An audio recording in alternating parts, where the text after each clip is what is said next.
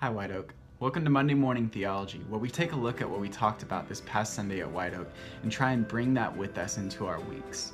So this past Sunday, the main idea was fellowship. A disciple of Christ is devoted to fellowship. And the basic thought here is this, that we are devoted to fellowship because God is devoted to fellowship. We exist in this relationship with one another because God in himself exists in a relationship.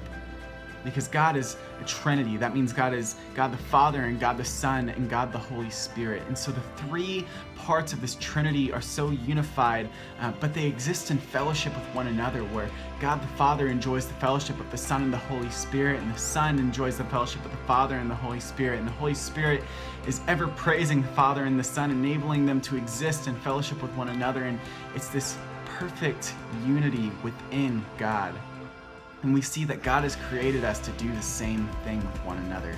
How Jesus, when he was praying for us on the night that he was arrested, he prayed that we would be one, even as he is one with the Father. And so this idea is that God has created us into his own image, and so we exist in fellowship with one another because God exists in fellowship with himself.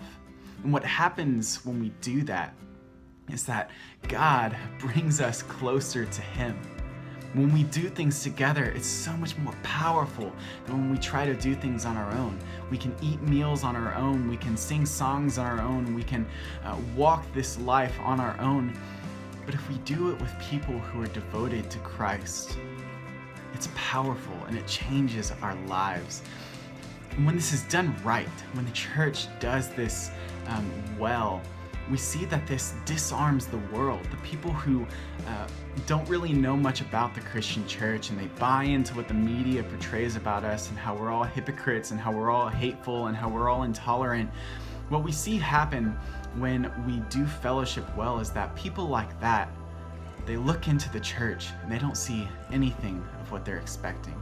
They only see love between us, and they see that we are devoted to a system of beliefs, but all the while we have love for one another. And how that's so opposite to what they would expect.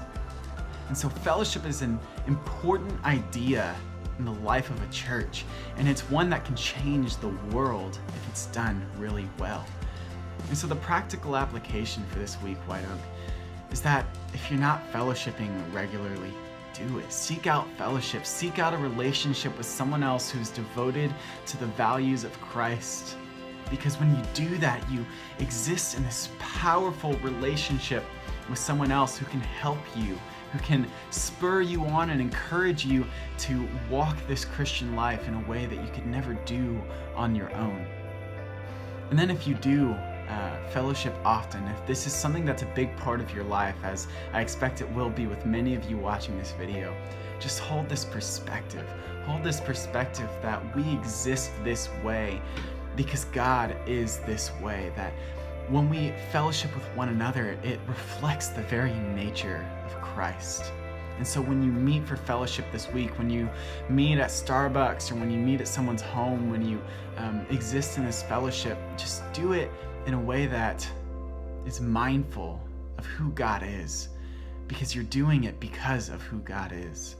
And so White Oak, I love you, and I'm praying for you this week, and I am so thankful for the fellowship that each of you provide for me. So have a great week. I'll see you soon.